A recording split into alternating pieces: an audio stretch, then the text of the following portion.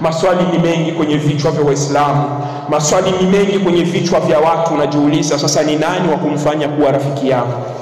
Ni nani ambaye nitamfanya kuwa ndugu yangu kama Muislamu? Kwa sababu ulimwengu umechafuka. Nimezungumza mwanzo wa hutuba yangu, tutazitoa hutuba kwa kuzungumzia uhalisia wa maisha ambayo tunayeishi ndani yake. Tunaishi katika mitihani, tunaishi kwenye wakati mzito.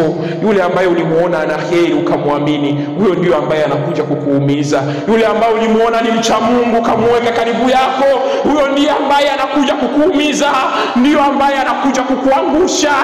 Mja wa Allah subhanahu wa ta'ala, tumefika kwenye zama ambazo nifaqi imekuwa ni ya kiwango cha juu, unafiki umekuwa mwingi sana.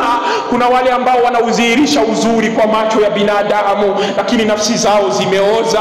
Vipi tutajua wale ambao wanafaa kuwa marafiki zetu? Vipi tutawajua wale ambao wanafaa kuwa ndugu zetu au watu wetu wa karibu? Kwa sababu mambo yamekuwa ni mazito sana.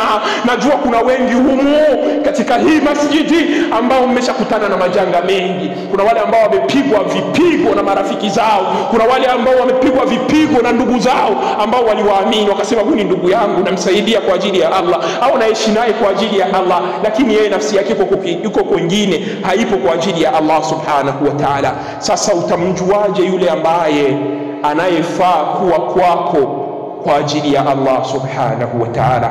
Allah subhanahu wa ta'ala ametupa vipimo.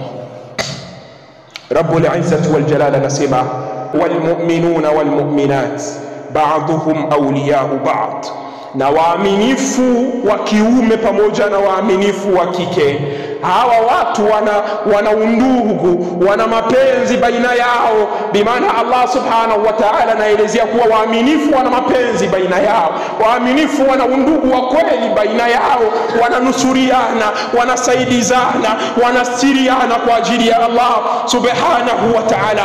Kipimo Allah anakileta, anasema ya'muruna bil ma'rufi wa yanhauna 'anil munkar, wanaamrishana mema na kukatazana mabaya.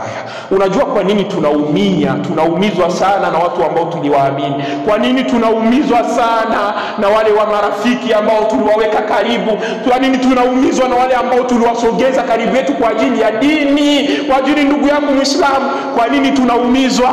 Tuliuchukua mzani wa Allah tukauweka pembeni, tukachukua akili zetu na fahamu zetu ndio ikawa mzani wa kuchagua ni nani ambaye anafaa kuwa rafiki yako, ni nani ambaye anafaa kuwa karibu yako. Mzani wa Allah ndio huyu, ya'muruna bil ma'ruf wa yanhauna 'anil munkar, wanaamrishana mema na wanakatazana nini? Na wanakatazana